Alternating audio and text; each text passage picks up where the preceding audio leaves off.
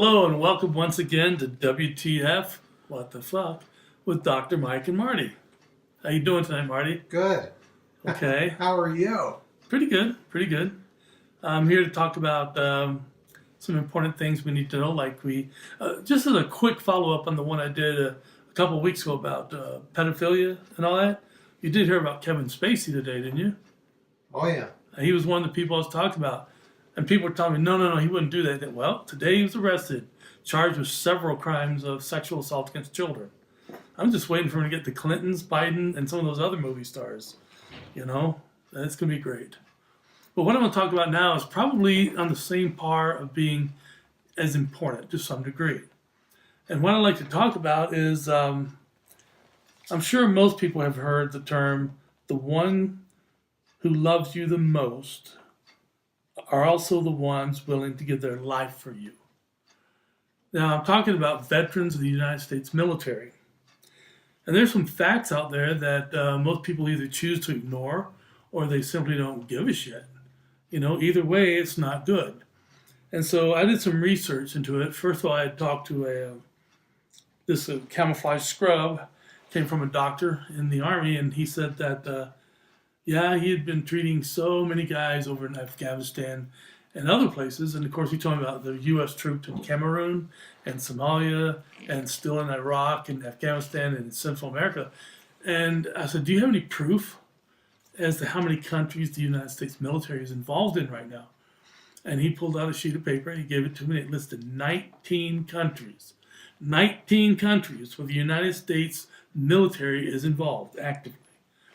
And the list was for where they're going to be assigned and what they're going to do. And okay, so he asked me if I would wear this camouflage shirt, and I told him I'd wear it with honor. You know, that this is what they use. When they have it, their rank goes here, their name goes here. And I was honored that he gave this to me. And he said, I've always seen you wearing nothing but scrubs. And mostly I dealt with children in the beginning of my practice. And that's right, we wore funny scrubs, happy scrubs, crazy scrubs. And so he gave this to me. So I'd like to say thank you to him. And I also like to say keep your ears and eyes open, because I'm going to do another one on pedophilia here in a couple of weeks. Because apparently LAPD has about almost 5,000 people now that they're going to question and or arrest regarding, you know, child star pornography. A lot of these directors and producers are having sex with children, and pretty much, I guess, somebody with enough power said, I've had enough of this. And so I can't wait to see them fry. I think it'll be great. But let's talk about what I came here to talk about. Our veterans, our servicemen and women. You know, you got the Air Force, Army, Marine, Navy, and the Coast Guard. And of course, you have private contractors. And this got to be quite interesting when I looked into this. And it says here that 1.4 million veterans are homeless. 1.4 million veterans are homeless. Whose fault is that? Now, we also take a look at 67% of those vets that are homeless are, in fact, 3 or more years of combat experience. This is a subject of just trying to talk about it. It's kind of like at any second, I guess this go off in any direction. But we got 67% of the vets fought 3 or more years in combat. And I'm thinking to myself, why are they homeless? These were our vets. These are our soldiers. These are our service people. And the more I looked into it, the more disgusting I became. I talked to a couple of young men who were at the University of Colorado Hospital. And I said, oh, how you guys doing? They talked about being in Afghanistan. They both were amputees. I said, wow, I said, you got lucky. The veteran sent you to the University of Colorado Hospital instead of the VA hospital. They said, well, we have appointments with the VA hospital. I was like, oh, okay, cool. So you get to see both? And they said, no, when we start being seen by the veterans hospitals, we have to go there. I said, okay. I said, when do you see them? They said 1.5 years. 18 months was their appointment. That is ridiculous. It's insulting. It's absolutely bullshit. Veterans coming back with injuries, they treat them the acute injury at the field hospitals or the military hospitals, and then they send them out and then say, oh, okay, you got an appointment. It's 1.5 years from now. That's very strange. Why would you do that to a veteran? When my father had cancer, he had been in the military for 34 years. 2 years combat in Korea and 2.5 years in Vietnam. And he got lymphoma, which turned into, what's the secondary disease that comes from lymphoma? It also begins with, anyway, I'll just yell it out in a second. But he was sent to University of Washington State to get a transplant, and his sister was a perfect match. Well, when they got up there, all these different insurances that my father had said, "Oh, we'll gladly pay, get his thing." So the VA refused to pay a penny. They would not pay anything on this. So my mother went to, at that time, Congressman Joel Heffley. And Congressman Joe Heffley said, come on, just pay $1, pay just something that they can say you paid and we can get this surgery done. They said, no, if we do it for him, we have to do it for all of them. And of course, Heffley's response was, you should be doing it for all of them. But they said it's too expensive. So Joe Heffley said, if I give you $1 and you give it back to the insurance people, we can do it. He goes, no, everyone will think we gave him the $1. So my father died a very agonizing death from Agent Orange in Vietnam. And I found that to be so unreal, so disheartening that this organization, this group that does pretty much give out subpar standard care for every veteran, male, female, young, or old, would do that. If I had gone in there as a surrogate for them and said, here's $1, pay for it, they would still say no. That's what they did to the congressman. So, it's amazing. These are some of the things I found out from the Department of Defense. About every 30 seconds, a vet commits suicide. Because they have PTSD, they have all these other things, and it's driving them crazy. And about every 30 seconds, statistically, a veteran kills themselves, which turned out to be a little over 5,000 veterans a year. People that we owe, and that brings up something else. Many, many years ago, a lot of you probably weren't born, I was a police officer just outside the Springs. And there's this family that lived up in Crystal Hills, beautiful place for millionaires. And every time a fire truck or a police officer had to go up there in an emergency, they would call the department, talk to the chief, say, hey, you got all these lights, these sirens, you're making noise. I don't like it. I paid almost $1 million for this house, and I want to get my sleep. Well, this went on for a couple of years, and he kept doing it. Well, one night, his house caught on fire. He was yelling and screaming, why can't you get here? Why can't you get here? Hurry up, hurry up. And I'm thinking to myself, what an asshole. He's been complaining about everybody else that needs help, and the police, the fire department, and everyone, first responders, whatever. And now he needs them, and he's having a complete apeshit fit because they're not there right on the spot. And I always think about that. How would you like to be in the other person's shoes? Well, that comes up with more of these things that I've written out here. About every 30 minutes, a veteran loses their family through divorce or separation, whatever it may be. Over 600,000 vets have severe PTSD. And that's very bad because another 60,000 or more has one that's called ATSD, which is acute trauma. And they said it's far, far worse than PTSD. And I'll give you a little story here. A very, very good friend of mine, I've known him for 40 years. His son, I won't use names, so I don't think that'd be cool. But his son joined the Army and went into the combat group. And he was on what's called a striker unit. Now, these strikers are these big, huge armored cars, not like the little square ones you see in Vietnam. These things are machines. They're monsters. And on top, they have a minigun that fires a 7.62 round. On the back, they have a 50 caliber, and then they have grenade launchers along the side. And they stopped on this road, and his son was manning the 50 caliber on the back of it. And his lieutenant looked ahead and said, oh, there's all kinds of people working the road. They're planning what the hell do you call them? Improvised IEDs. He said they're planning IEDs and we got to get up there. And everybody's freaking out. Most of the guys said, I don't think they are, but the commander said to open fire. So my friend's son, who was 19 years old, opened up with a 50 caliber machine gun, killed 12 people. When they got down there, they were all children, all under the age of 10, that was messing around that road because there's a water well on the other side. Okay, collateral damage. Bad things like that happen in war. Horrible things like that happen in war. But the person that did it, who had voiced an opinion prior to doing it, saying, I don't think they're putting a bomb out there, winds up killing 12 children under the age of 10. He is one messed up guy now. I see him about once a week, and I've talked to his dad and his mom, and he needs help. He needs bad help with PTSD and depression and other things. And the military, I shouldn't say the military per se, the Veterans Affair gave him a appointment to come in and see him. And I said, well, good. You're going to see a psych now. You might get the help you need. And that's great. I said, when is it? He goes to the latter part of 2019. Well, the latter part would be what? October, November, December, something like that. I was like, you have to wait that long? And he goes, yeah.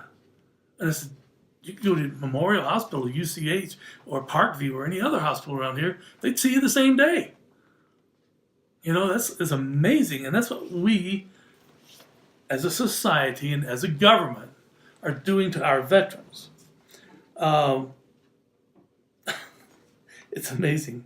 A lot of the left-wing activists, anti-war people, really talk a lot about our military and fighting and how we shouldn't do this, we shouldn't do that, and we shouldn't have guns. Our military should only have guns when they issue to them when they go to fight and turn them in when they come back. And police officers should turn their guns in when they get off duty and put them back on when they come in. That's bullshit. That's insane bullshit. You know, in World War II, the Japanese were thinking about invading America. And they said, no, we can't do that. And of course, the higher ups said, why not? And they said, well, because America, everybody has a gun. So for every soldier we shoot at, there's going to be 3 people shooting at us from behind the house. And the Japanese said, yeah, that makes sense. Let's not do that. Well, the exact same thing came up when the name of the individual that runs ISIS, he's an Imam, high priest. And he said, well, we can attack America. Well, he had a group of meetings with Imams, and they were like, no. If you go to America, you're not going to fight the military. You're going to fight the military and every single person out there that has a gun. The militias, the collectors, everybody. So they said, nah, let's not do it like that. And that's the fact. These people are so willing, these left-wingers, to say, don't do this, don't do that, you don't need this, don't do that. But they're the first ones screaming the loudest when they need help, when they need an ambulance or a police car or some type of first responder, or like in California when those houses are being set on fire, which is a whole nother discussion we could have about how they were set on fire. Were screaming their brains out, help us, help us. Well, they were stretched to the limit. They couldn't get to everyone. And people got pissed. Well, you should have done it for me. Why should I do it for you? I've got all these people I got to take care of. You know, is there something really special about you? No, I'm important. I'm a Democratic senator. Well, fuck you, buddy, because all these other houses on fire. How many people? 19, 17, something like that, people killed? I mean, come on. Why is it that those that scream the loudest are usually the ones doing the worst? It's like with pedophilia. Those who are screaming aloud, oh, that's horrible, terrible. You look into it and they're doing it. Well, the same thing's going on here with our veterans. You know, you have people who are shouting to help them, which is great, which should be done. And we have the other people saying, well, we are helping them. We're just giving them appointments a year or 2 down the line. I think if you get back from combat and you have some type of mental or physical injury, that in and by itself should put you at the front of the line. You know, if a guy's over there and he bumped his head on the door of a tank and the guy next to him got blown up and lost his legs, who should get the priority there? The man who could very well be dead or be dying. And they don't do it that way. I had the chance when I was at UCH Hospital to walk over to the new Fitzsimmons Military Hospital, Veterans. And not only is that a monster of a place to go, okay, let me put it to you this way. You have the University of Colorado Anschutz Center. That's the main hospital. It has 1,500 beds, and it's all connected. It's all the same. It's all connected. Next door, you have the Children's Hospital. It has 1,500 beds. It's all connected. One building. Gigantic, both of them. Then you go to the VA hospital, and they divide it into 5 little buildings. And so if you're in the front building, and this is what they told me verbatim, if you're in the front building and you get your paperwork to go see somebody in one of the others, you have to leave that building, and no cars are allowed around the building because of terrorists. And so you have to walk to one of the other 5 buildings that takes up 3 city blocks. You know, if I've got a sore throat and coughing, I don't want to walk into the emergency room. I sure as hell don't want to walk out one and walk down to the others. That's not cool. I don't know who the hell came up with a design like that. But you have so many veterans who are, you know, paraplegics, quadriplegics, amputees, and who's going to take them? Does every single one of them have a personal caregiver? You know, and the part where the hospital was, where you went, they decided you need to go into the hospital, was the last building. And I was like, holy shit, you know, this is not convenient for anyone. Family, even the employees. You have to park almost 3 blocks away and walk to your office, walk to your care station or whatever it is. And I was like, wow, they should have looked at these 2 other hospitals and kind of went that direction. But then again, that hospital was overcharged almost $10 billion by the contractors. Maybe they all got Mercedes now, or those big monster Ram trucks or something. Because all that money did not go into that shit, let me tell you. They could have built a much better, much larger hospital, connected. But no, they had to overcharge because they wanted money to put in their pockets. So it's hard to tell sometimes who is a veteran, who isn't a veteran. They have the thing called stolen valor. And that's when people say, oh, I'm a veteran. They go out and they get on mail order, they get the jackets and the shirts and the pants and the boots and the buckles and the ribbons and all that type of stuff. And they say, well, I was a veteran of so-and-so. Every time I see somebody like that, I go, really? Where were you? Oh, I was in Kandahar. I said, no. Kandahar is the capital of Afghanistan. I believe it's pronounced that way. And I said, we don't have any active troops in that particular place. We've trained Afghanis to do that, to be a home guard. Well, I was just outside of Kandahar. What's outside of Kandahar? There are no buildings or cities out there. Did they put you in the desert? I just leave you there? Well, I mean, you know, further over the mountains, I was like, dude, the more you talk, the more shit comes flowing out of your mouth. You know, because there's so many liars. I consider them thieves. They're stealing the actual valor that goes to our veterans. They're stealing people's consciousness. They're stealing people's pity, their care, their love by getting money and whatever else they have. There's this one guy that's on the news. He had so many people believing it in his town that they raised $190,000 for him. And then the military was going to come in because, wow, one of our guys was really taken care of. Let's go down. They ran him. He was never even in the military. He was never even on a military base. He didn't have military family. He was a liar and a thief. Now, I've come to find out through my father's friends and through these people now, most veterans, they're like a rabbit. If you see a real veteran and you want to talk to them, they usually disappear. They don't want to talk to you.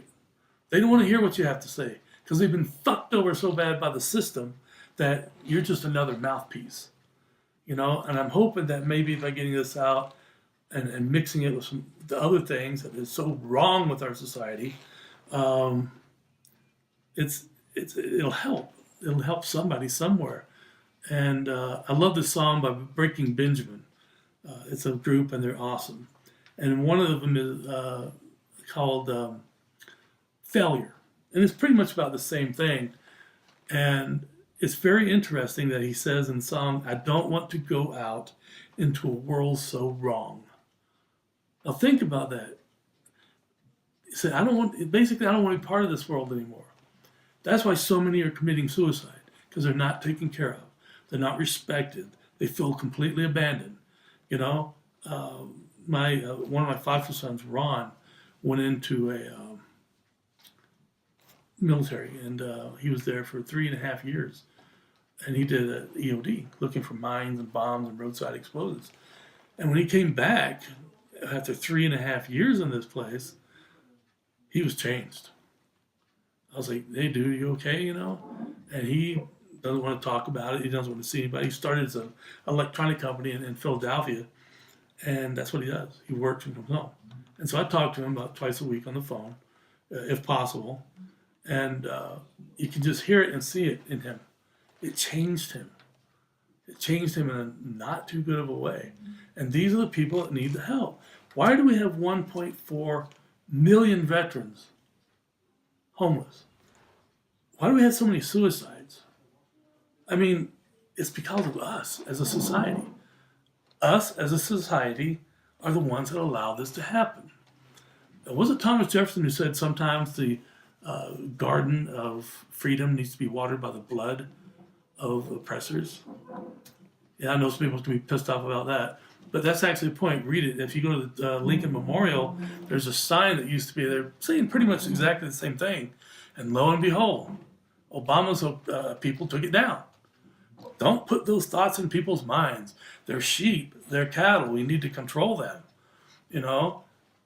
And I had this really interesting thing yesterday from a police officer. And we were talking. He said, all these cameras everywhere. These cameras everywhere. They're in cities. They're on almost every light post, on every traffic light. And I said, yeah, there's a hell of a lot of them, that's for sure. He said, we have centers that just watch those cameras. Hundreds of cops that just watch those cameras. I said, well, do they think that many people are going to be speeding or breaking laws? He goes, it's not for that at all. It's to keep the 1%ers safe from you. He goes, why do you think when a big crowd gathers, we don't know why, cops send them? And planes taking off, we can watch them. And I was like, oh my God, I didn't think about that. He goes, it's a control factor. If you read George Orwell's book, 1984, you'll see that all the things he talked about has come to fruition. And in his book, the soldiers were disposable. They were like, okay, you're wounded, you're dead, go, get rid of them. And that's what's happening now. Our veterans, our people, are suffering at the hands of politicians and veterans that run the VA, not actually, because they're not that important to them. It's not that important. It's a lot to think about. It's a lot to read. Once again, I took my little shorthand notes, and it was just too much. We'd be spending the next hour here just talking about this stuff. And most of you know I have a kind of a weird habit of going off on different branches when I'm talking. But I think probably we should go ahead and just put this one out and let people think. Let them think about what was said. Let them think about what the actual facts are from the Department of Defense. Because I can't go through all this. It made me physically ill to see what our society is doing to our veterans, to our wounded warriors. And I'm just going to go ahead and say goodnight. I've said enough, and I'm starting to get kind of emotional. So Marty, thank you for coming in and for doing this. You are the brains behind this whole operation, and I thank you, and I appreciate you very much. And I hope that anybody who watches this kind of gets the point, likes it, shares it, subscribes, and tell their friends, hey, that's the truth. We're really fucking over our veterans. We're really fucking over our military. And they're the ones keeping people from killing our asses. Take a look at France. Every time some terrorist happens, all these soldiers have to come out. Not you and your neighbor. It's soldiers, trained soldiers, and they usually punch it pretty quickly, and in other places too. And for us to do that to our veterans, men and women, is unforgivable, totally unforgivable. Next time I come on, I'm going to do a follow-up, because since I did the one on pedophilia and child rape by these elites, several have been erased. Or some, I would hope they'd be erased, but they've been arrested. Well, that was a Freudian slip. They've been erased, gone. But a lot of them have, and I would like to talk about that, because to my understanding on my notes and my messages, a lot of people said, hey, I knew so-and-so that did this or did that to their kids, and I reported them. They investigated it, and the guy was sent to prison. And I'm like, fucking A, that's how it should be. So once again, thank you, Marty, very much. And to all of you, good night. Hope you like a new studio. for now. Okay, thank you. Good night.